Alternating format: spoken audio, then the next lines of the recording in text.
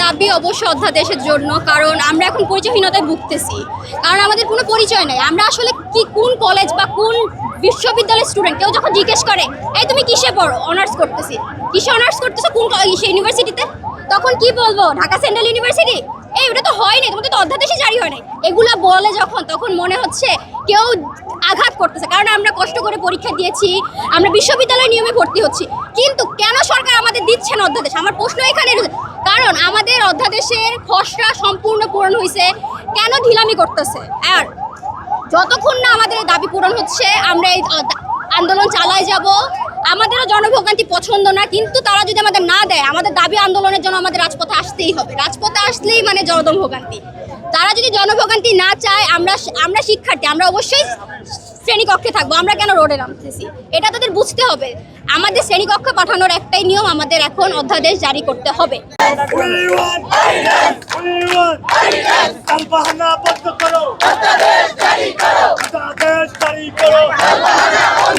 আমরা আজকে অধ্যাদেশের জন্য এখানে আন্দোলন করছি। আমরা বিগত 1 বছর যাবৎ এটার জন্য প্রচুর ভোগান্তি পোহাচ্ছি। আমরা ঢাকা সেন্ট্রাল ইউনিভার্সিটি প্রস্তাবিতর আন্ডারে আমরা 24-25 সেশনের শিক্ষার্থীরা পরীক্ষা দিয়েছি, কিন্তু এখনও আমরা আমাদের দাবি পাইনি। আমাদের অধ্যাদেশের খুব প্রয়োজন। আমরা আমাদের নিজস্ব পরিচয়ে আমরা আমাদের বিশ্ববিদ্যালয় স্থাপন করতে চাই। সরকার কেন কালক্ষেপণ করছে? সরকার প্রতিদিন সময় বাড়াচ্ছে। আমাদেরকে এখনো নির্দিষ্টভাবে তারা জানায়নি তারা কবে অধ্যাদেশ জারি করবে। আমরা সরকারের কাছে বিনীত অনুরোধ করছি, আমাদের যেন পরিচয়হীনতায় আর ভুগতে না হয়, আমাদেরকে যেন এই স্বৈরাচার থেকে মুক্তি দেওয়া হয়। আমাদের সিন্ডিকেট নিপাতজাত স্বৈরাচার মুক্তি পাক। আমরা চাই অধ্যাদেশ, আমরা আর পরিচয়হীনতায় ভুগতে চাই না। এখন এটা কত সময় রাখবো আমাকে বলো যে স্যার এই সময় পরে আমি বলে দিই। এটা হচ্ছে প্রথমত আমি যখন কথা বলে আসছিলাম 3 ঘন্টা থাকবে এখানে। আচ্ছা 3 ঘন্টা।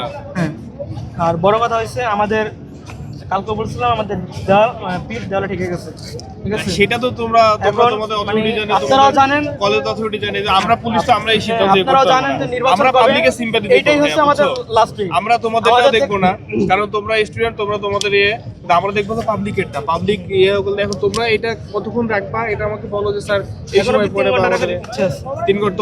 তোমার সেন্টারে কথা বলতেছো যে আমরা বন্ধ করে দিয়েছি অলরেডি, আপনারা যোগাযোগ করেন। সব জায়গায় আন্দোলন। আচ্ছা এখন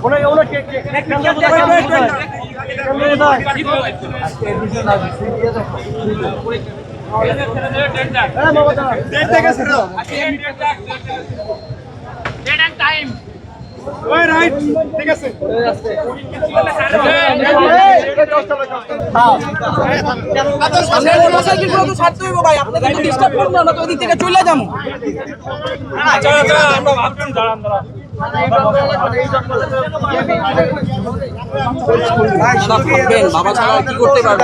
আমরা তো আমাদের দাবির জন্যই আসছি না, এই অসুবিধা তো সাময়িক।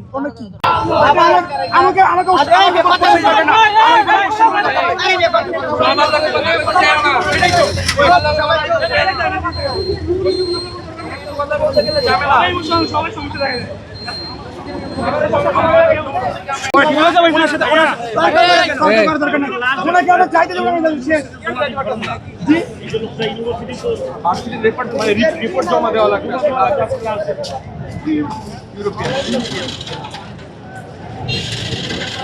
জমা দেওয়া লাগবে। এক্সপায়ার ডেট কি লেখা থাকে রিপোর্টের মধ্যে? রিপোর্ট আমি এটা বলেন।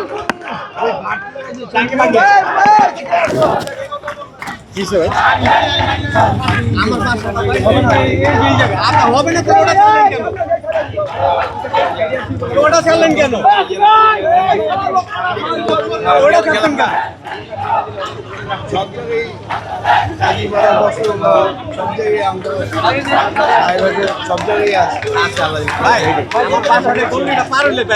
ওটা ছাড়ছেন কেন আপনি?